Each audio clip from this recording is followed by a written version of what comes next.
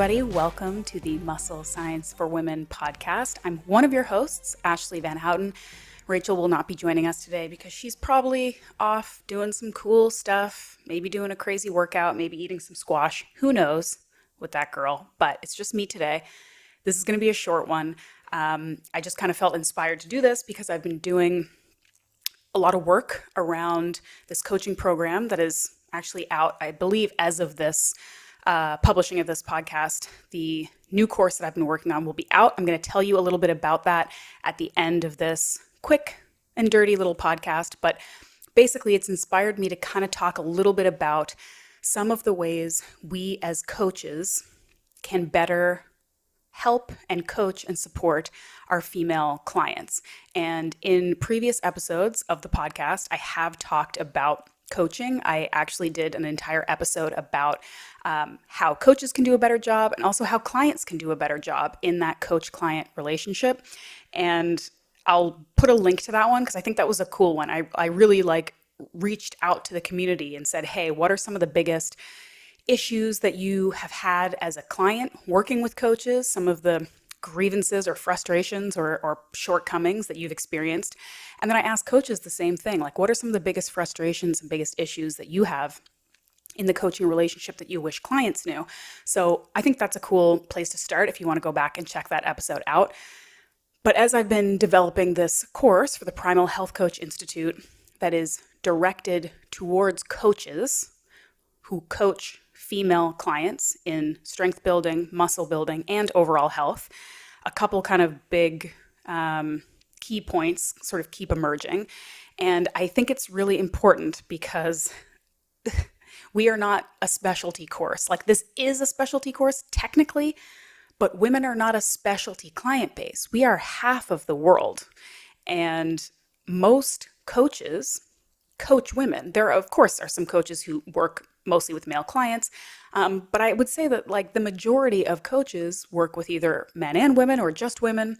So this is sort of a topic, how we can better help this very large portion of the population succeed and get to their goals. I think that's worth doing. So before I talk a little bit more about the specifics of the course that I worked on and why I think it's so unique and I think it's going to be so great, I'm very excited about it.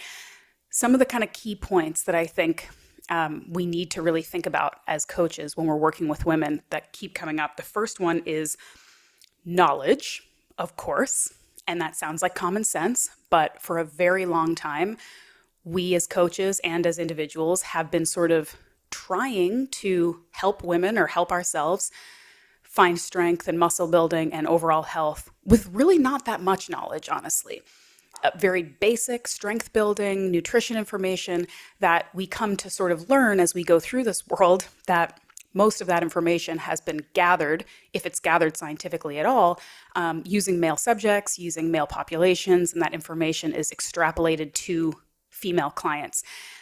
And to a certain extent, obviously we know there are a lot of things that apply to every human being, but it's just simply not good enough if we're trying to really hone in on the unique challenges and issues that women face. So that whole, Dr. Stacy Sims, the recent podcast I did, Women Are Not Small Men, we got a lot of similarities. We're not completely different creatures, but we have enough differences that they are worth addressing. They're worth understanding. They're worth gaining that knowledge as coaches to help and then impart that knowledge on our clients and help them learn about themselves too. So part of that, of course, is the knowledge of how we are similar and how we are different from men, from our male counterparts, from our male coaches, all of those things.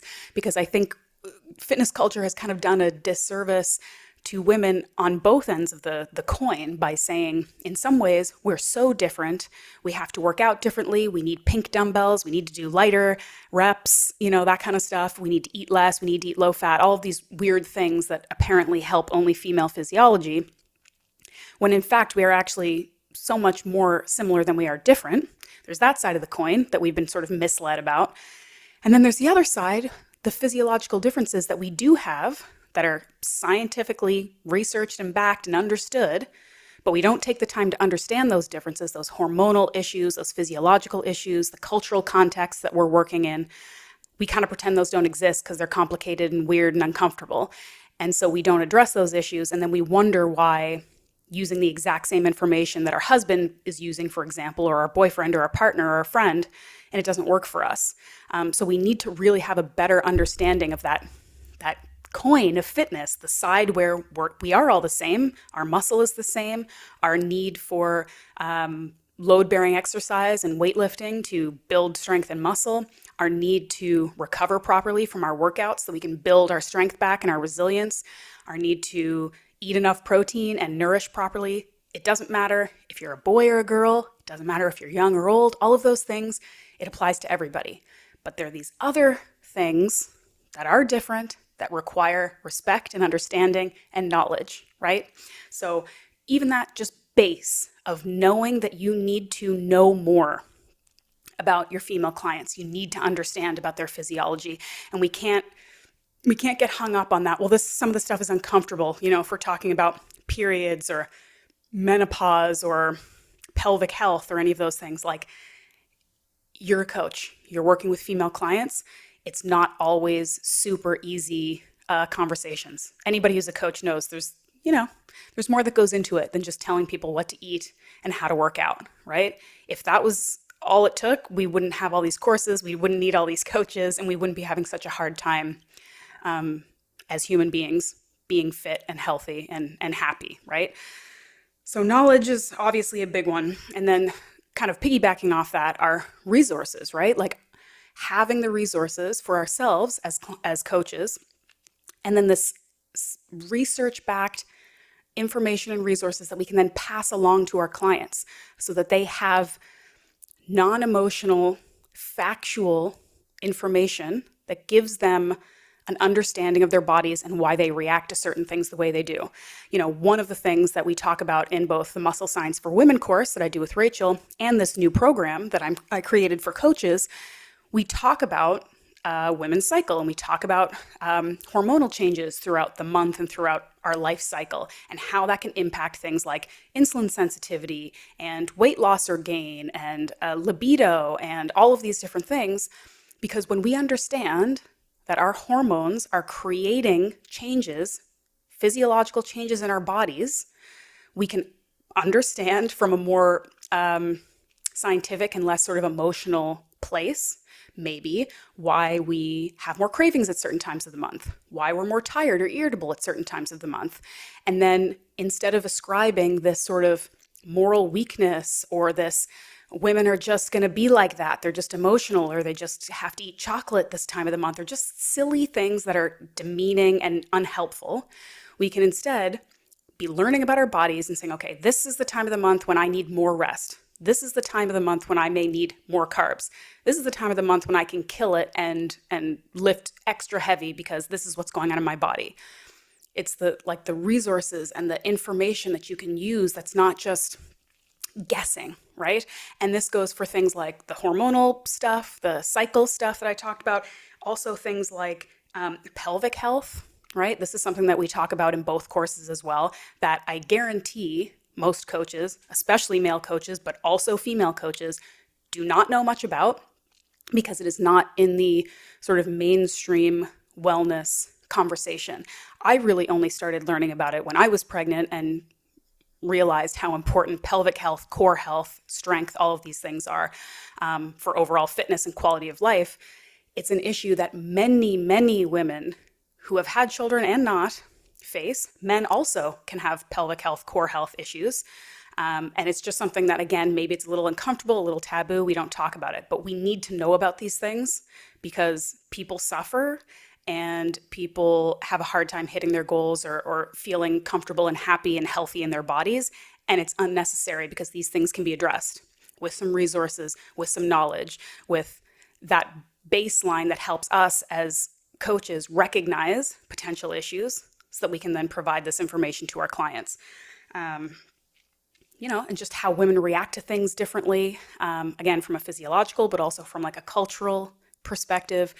We may not respond to coaching, nutrition protocols the same way as our male counterparts. So having the knowledge and the resources of all of these things is crucial. And then the last one, again, this applies to coaching any human being, but it's this sort of compassion and caring that comes from understanding your client, that comes from really trying to understand your client. And look, I know some coaches are doing things more virtually. I know that some people are sort of on a more distant basis where they're like providing plans digitally and sending them out, whatever. People who are actually dealing one-on-one with clients, this is where the kind of compassion and understanding comes in. These people are not an avatar on a screen. They're real human beings, and they all have their own individual, unique backgrounds, challenges, obstacles, preferences, goals, hang-ups, illnesses, injuries, all of these things. And all of that is going to come into play. So you can't even say, okay, well, now that I have this strength training for women specialist certification that I just launched, now I have that. So now I know how to treat every woman and help every woman get stronger and fitter. I mean, not necessarily. You've got a lot more information and resources, but you have to take it a step even further than that and understand your client as a woman and also as a human being who is completely unique. And all of the things that you've learned about men certainly aren't going to apply to her. All the things you've learned about women aren't necessarily going to apply to her.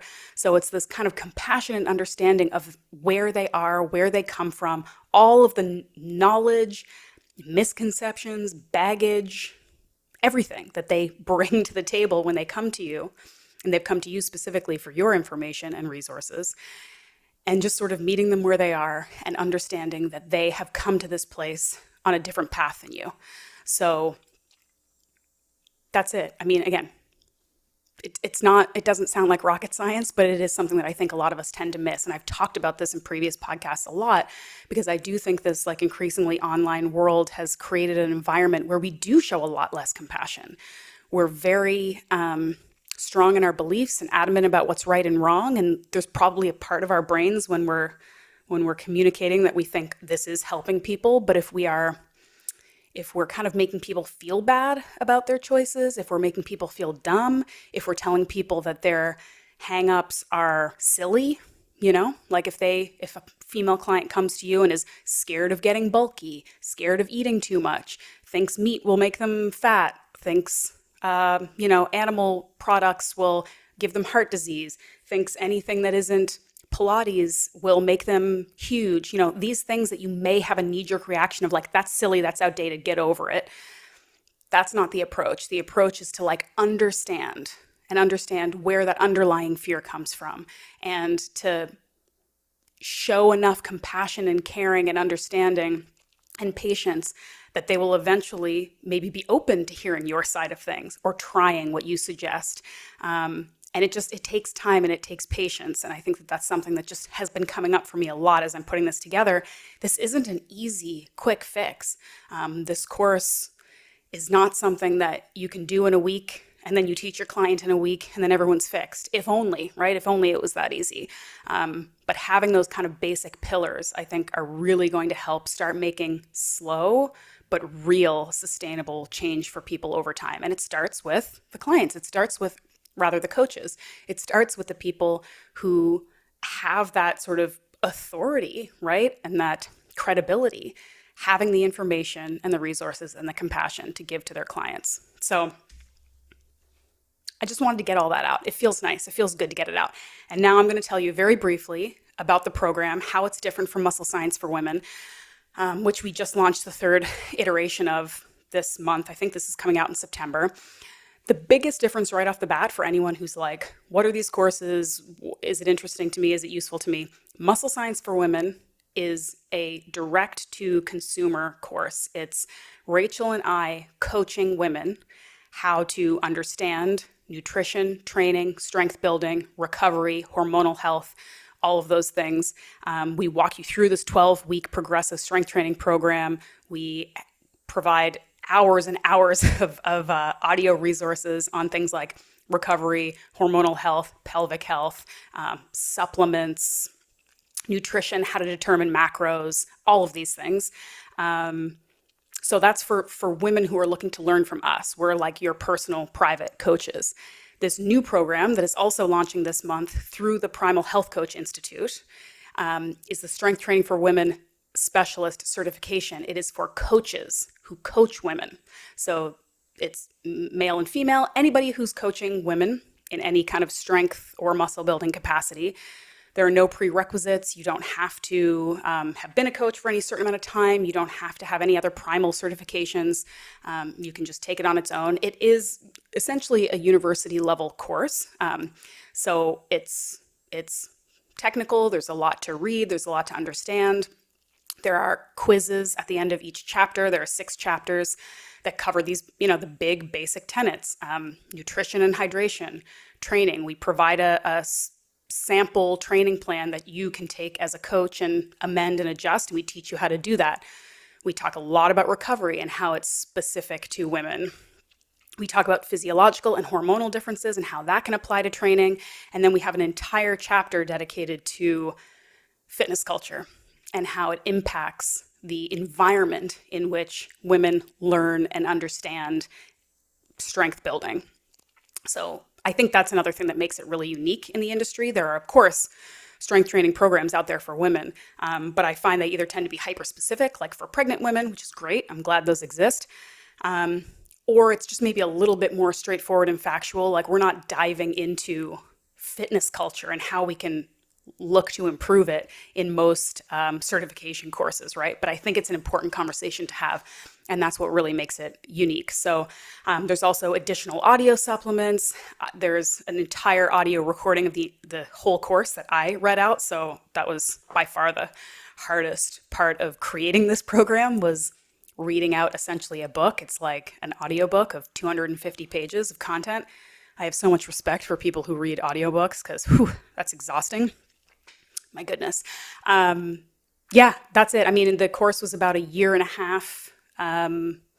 in the books, I think. Time has lost all meaning for me, but I know it took me about 1.5 years to create with help and assistance from my friends over at the Primal Health Coach Institute. It's the first course like this that they've ever launched. And I'm really, really excited to see how existing coaches and new coaches and people who are looking to work with women interact with it. There's a glossary and sort of a frequently asked questions at the end with my answers, my research and experience-backed answers to some of the common questions and issues that coaches have with their female clients, some of the kind of sticking points. So there's a ton of resources and content and information for you there. And that's, I think, all I wanted to tell you. You can also find out more information about the course and sign up at primalhealthcoach.com. And if you go to primalhealthcoach.com programs, you'll see it there, the Strength Training for Women Specialist Certification. I can't wait for you guys to get it. It's been a real, real labor of love.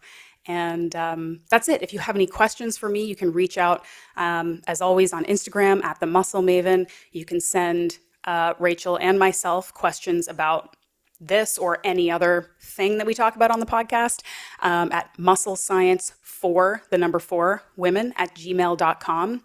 We read all of those emails and we do answer them when we get time on the podcast. It is happening, I promise. So that's it. Thank you guys so much for listening. I hope that you found this somewhat interesting from a coach's perspective. And really, even if you aren't a coach, you have women in your life. You have a workout buddy, your partner, your sister, your wife, your friend, your mom. This stuff is important. And I think that we can each on an individual basis, like start to make a difference and make women like more excited to be in the gym and happy to work hard and build strength and build muscle and see how that can translate into improvements in their overall quality of life and longevity and happiness. I feel strongly about it, and I hope that you guys do too. So that's it for today. Thank you so much for listening, and I'll see you next week.